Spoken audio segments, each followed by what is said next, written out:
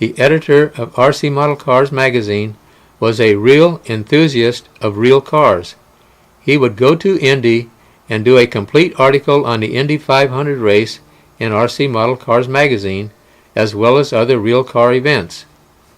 When he heard that I started by racing hot rods, he said, "You should do an article on your hot rods."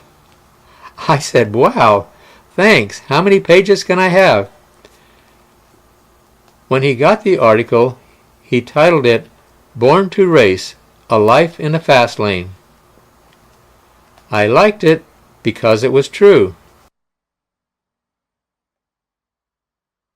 Most of my early racing was in coupes on the dry lakes. But when my best friend, who lived across the street, got killed at the dry lakes, I decided to quit racing. So a member of our club, Reese Adams, said, "How about us teaming up?" He said he would build the cars and I could build the engines. It sounded good to me.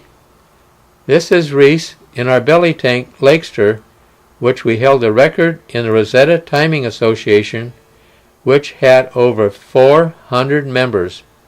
This was the only car I drove again, and it went 168 miles per hour. You have to remember, the top speed of a 32 Ford stock car at the time was only 68 miles an hour.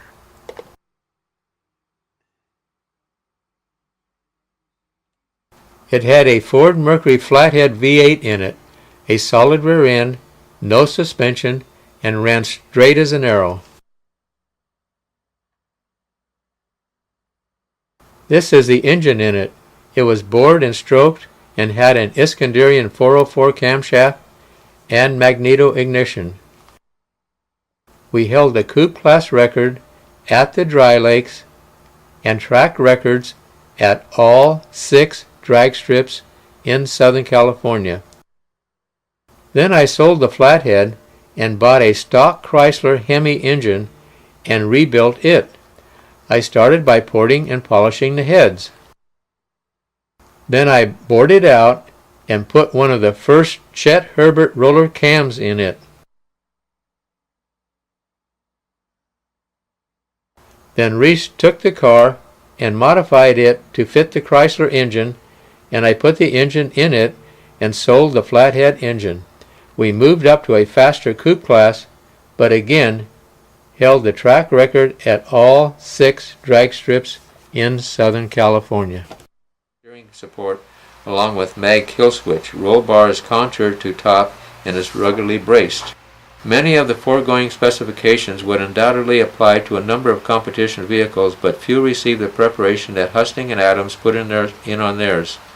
Husting is often seen checking over things right up to the moment the starter drops a flag, and when the signal is given, driver Adams knows he's ready to go, which this one does on lakes or drags. We earned the right to run number 1 on our car in 1956. What an honor. It was certainly not something we had ever thought about when we first started out together, but as the year progressed, we began to think about it more and more. This was a very pleasant surprise. It was awesome. We didn't run San Fernando too much because it was so far away. Imagine driving to the San Fernando Valley without using any freeways. Your mind will go blank. But that's the way it was at that time. But we set another track record of 107.75 in January 1956. A few months earlier, Reese had brought up the idea of running a different kind of car in 1956. A dragster. I thought that should be a lot of fun. He had been thinking about it for a while and had it all figured out, what he wanted to do. So I said okay. This meant we would not be running the lakes again, and therefore would not be running number 1 on our car. What a disappointment. Oh well. When we got it done, he brought it over to my house for me to install the engine. He had done a beautiful job. It was a tremendous amount of work and money. I installed the engine and all the fuel connections. When it was finished, I called Reese and he came over to my house to see the completed car. We pushed it out into the street. I wanted to see what it looked like from a longer distance than just close-up. But when I saw the completed car, all I could see was a larger, modified car. That's what it looked like to me. I could not work with this car. I wasn't sure what was going to happen, but I had to tell him that I didn't like the car. He, of course, asked why. I explained what happened with the modified car I had, and I told him I could see this car being a handful to drive. One of the main problems we had was in trying to get traction to the rear tires. There was no such thing as Goodyear wrinkle-walled drag slips yet.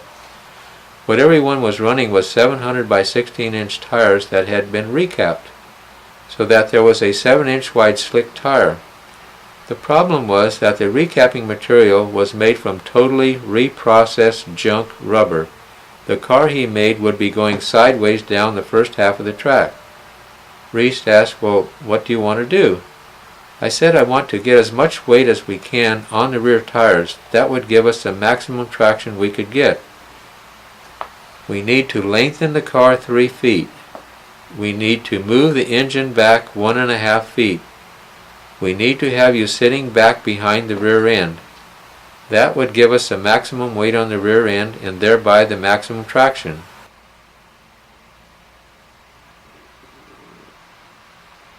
At the top picture is Art Chrisman's dragster. It was state-of-the-art at that time, a really beautiful showpiece.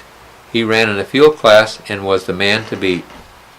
The bottom car is what I envisioned and what I was trying to have Reese envision. There was a silence. I knew it took him a lot of time, effort, frustrations, and money to build the car, and while he was thinking about all this, I wasn't sure if he was just planning how to kill me or what. Then he said, "Wow, I really like the idea."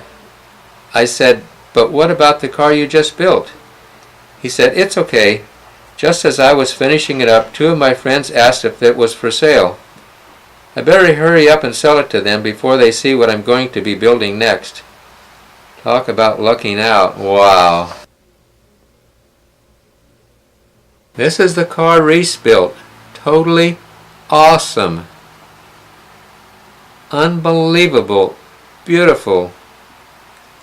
I couldn't ask for anything better. As soon as it was finished, we took it to Lyons drag strip. We took it off the trailer and filled the tank with our 102 octane aviation gas. Nitro was outlawed for a year because everyone was blowing up too many engines at that time. It was like a gift for us. Reese asked me, "Gene, should I punch it off the line or should I take it easy?" I told Reese, "We can't learn anything taking it easy. I think it would be better to punch it, and if something happens, back off. Don't fight it." I pushed the car up to the starting line. We fired up the engine, staged, and Reese punched it. The car went straight as an arrow, and we broke the track record, very first run. I pushed the car back to the pits with the pickup truck. Reese was pumped. He said, "Gene, it went perfectly straight. It was easy to drive. I was as happy as he was that it worked that well." This is our car with part of our club members there coming along to watch our race. They cheer us on. Oh yeah, that's the way we drive, just like that. Yeah, I don't think so.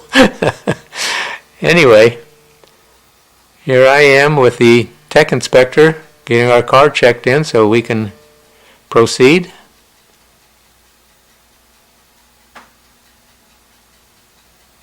Oh yes, my wife has to get in there too. Hi, Midge. And there's my neighbor, Bud Freeman.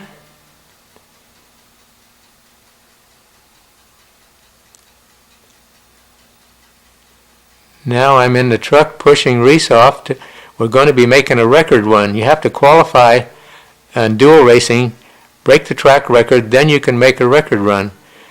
Now he's coming back. We're going to take and get lined up at the starting line with the help of a couple of our crew. We're going to take and pull him back against so he's in back of the starting lights. There he goes. We broke the track record our very first time at the track. fantastic. That's how good the car was. Now I'm pushing him back in the pits where I'll have to pull the valve covers off and start checking over the valve lash and everything else, make sure the engine's okay.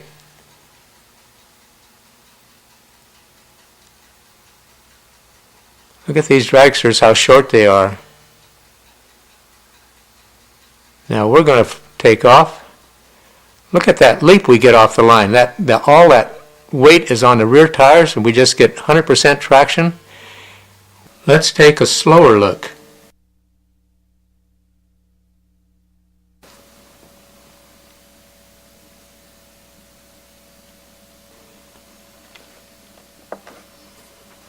We're only out about 100 feet now, and we've already got a 10-foot lead, and we're still pulling away. You'll see a white puff of smoke as Reese shifts. Everybody saw our car run, yet nobody copied it. Unbelievable. But great for us.